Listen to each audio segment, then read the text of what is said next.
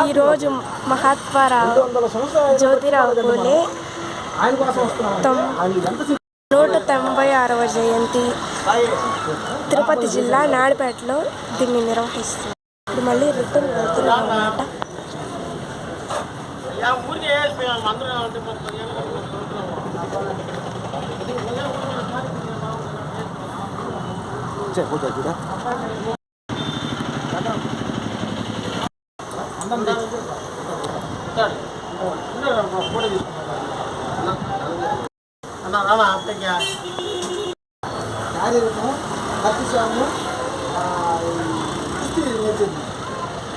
వస్తాదులాగా తయారయ్యారు. ఆయన స్నేహితులు వస్తాదులు లాగా ఉంటే వాళ్ళు హెల్ప్ చేశారు. పాఠశాలకు వచ్చినప్పుడు పడడానికి వచ్చినప్పుడు ఎక్కడో దగ్గర ఏదైనా చేసి పెడితే అది ఖచ్చితంగా కలిసి వస్తాయి. ఆయనకి అన్ని కలిసి చూసినట్టు మమ్మల్ని ప్రయత్నం చేశారు కదా. వాళ్ళు కూడా అక్కడ పుస్తకాలు అనుకోవడం పాఠశాల స్కూల్ తీసుకోవాలి.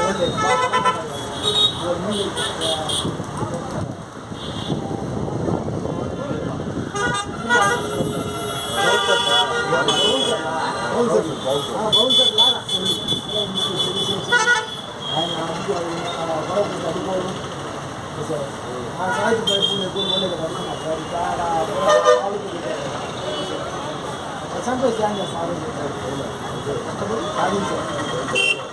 బ్రిటిష్ వాళ్ళు హెల్ప్ చేశారు. స్కాటిష్ మిషన్లో చదివాడు కాదు, ఎడ్యుకేషన్ మిషన్ ద్వారా మంచి యూజ్ చేశారు. పాఠశాల చేశారంటే ఆశ్రమం అనాథాశ్రమం చేశారు.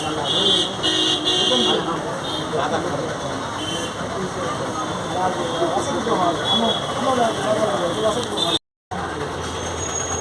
మహాత్మాను జ్యోతిరావు 1861 మహాత్మా జ్యోతిరావు బరోడా మహారాజు ఇచ్చారు.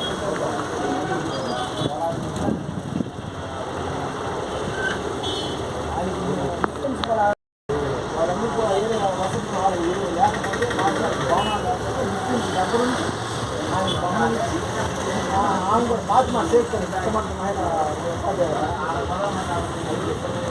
అంత బాగుండేది.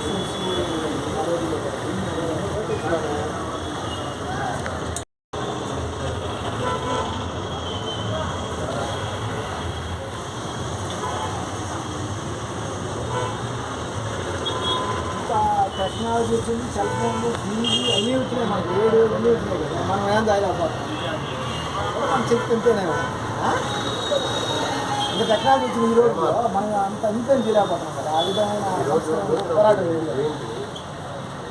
ఫోన్ కాదు, ఇంత టెక్నాలజీ సపోర్ట్ కదా. కానీ ఏం సాధించండి ఏమి లేదు వల్ల ఇల్లు పెట్టుకోవచ్చు. ఆయన భార్యను చదివించి ఇంగ్లీష్ మీడియం కూడా చదివించి మొట్టమొదటి మహిళా ఉపాధి చేశాడు. ఆమె స్నేహితురాలే ఫాతిమా షేక్, మొట్టమొదటి ముస్లిం మహిళా ఉపాధ్యాయురాలు. ఆయన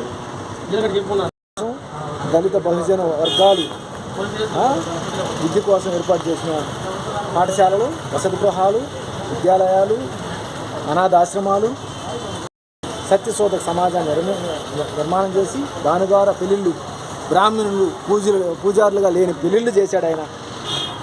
అలాగే మంగళవారికి బ్రాహ్మణులకి గొడవ జరిగింది ఒకరోజు ఆయన విధానంలో. అప్పుడు మంగళవారం అంతా వాళ్ళు గడ్డం గీయడం ఆపేశారు. వాళ్ళు పూజలు మేము చేయమని, పెళ్ళిళ్ళు తతంగాలు చేయమని బ్రాహ్మణులు తీర్మానం చేశారు.